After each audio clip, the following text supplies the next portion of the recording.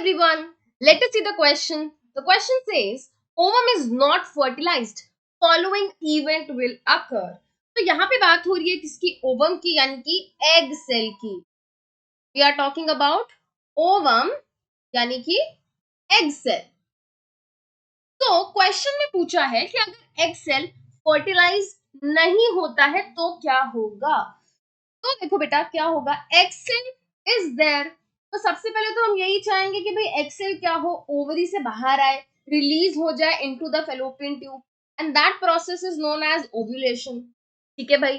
तो बेटा ovulation is nothing to do with the fertilization. Ovulation हर मंथ होता है, यानी कि ओवरी से एग सेल बाहर निकल के फेलोपियन ट्यूब के अंदर आ जाता है and it remains available for the sperm cell so that sperm cell आके इसको fertilize कर सके. ठीक है.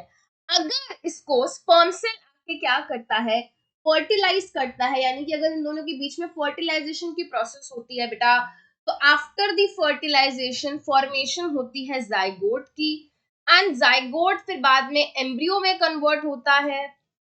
एम्ब्रियो फर्दर यूट्रस की वॉल के साथ जाके इम्प्लांटेशन करता है, एंड इम्प्लांटेशन होती है, एंड देन हम बोलते हैं कि फीमेल जो है वो प्रेग्नेंट है, यानी कि प्रेगनेंसी हो गई है. तो बट ये तभी होता है जब क्या होती है, जब होती है फर्टिलाइजेशन. बट क्वेश्चन में क्या बोल दिया है, क्वेश्चन में बोल दिया है कि फर्टिलाइजेशन नहीं हो रही है. फर्टिलाइजेशन नहीं होगी तो प्रेगनेंसी भी नहीं होगी. क्या भाई. उसके बाद मेंस्ट्रुएशन. ये हमारा क्या है बेटा, सही आंसर है. अगर एग सेल फर्टिलाइज नहीं होगा तो एग सेल, उसके अलावा जो यूट्रस की एंडोमेट्रियम है जो थिक हुई होगी, वो क्या होगी बेटा, वो रप्चर होगी. जब वो रप्चर होगी तो एंडोमेट्रियम के अंदर जो ब्लड है एंड एग सेल है अलोंग विद द म्यूकस, वो वेजाइनल ब्लीडिंग की फॉर्म में बाहर निकलेगा. इसी को हम बोलते हैं मेंस्ट्रुएशन. तो ये नहीं होगा, और जो नहीं होगा वही हमको चूज करना है एज द करेक्ट आंसर.